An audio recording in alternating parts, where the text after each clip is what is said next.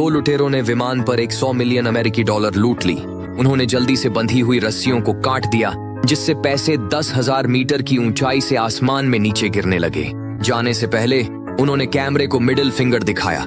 फिर वे तेजी से केबिन की पूंछ की ओर भागे और कूद गए, गिरते हुए अमेरिकी डॉलर की ओर गोता लगाते हुए। उन्होंने एक साथ अपनी अपनी चाकू निकाली और सीधे उन रस्सियों को काट दिया जो बैंक नोट्स को बांध रही थीं। एक ही पल में 100 मिलियन अमेरिकी डॉलर आसमान में उड़ गए और बड़ी संख्या में जमीन की ओर लहराने लगे। लुटेरे नीचे की ओर गोता लगाते रहे और सीधे उस विशाल काले गड्ढे में जा गिरे जो 8,000 मीटर गहरा था।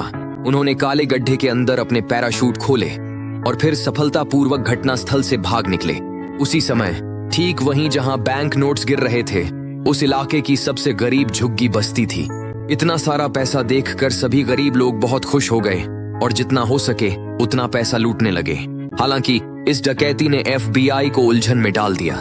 वे समझ नहीं पाए कि लुटेरों की इतनी जटिल योजना असल में सिर्फ गरीबों की मदद करने के लिए थी। अगली डकैती में लुटेरे एक रेसिंग मोटरसाइकिल इमारत के अंदर ले आए। वे 208वीं मंजिल की छत तक पहुंच गए और सैकड़ों मिलियन डॉलर के कीमती हीरे चुरा लिए।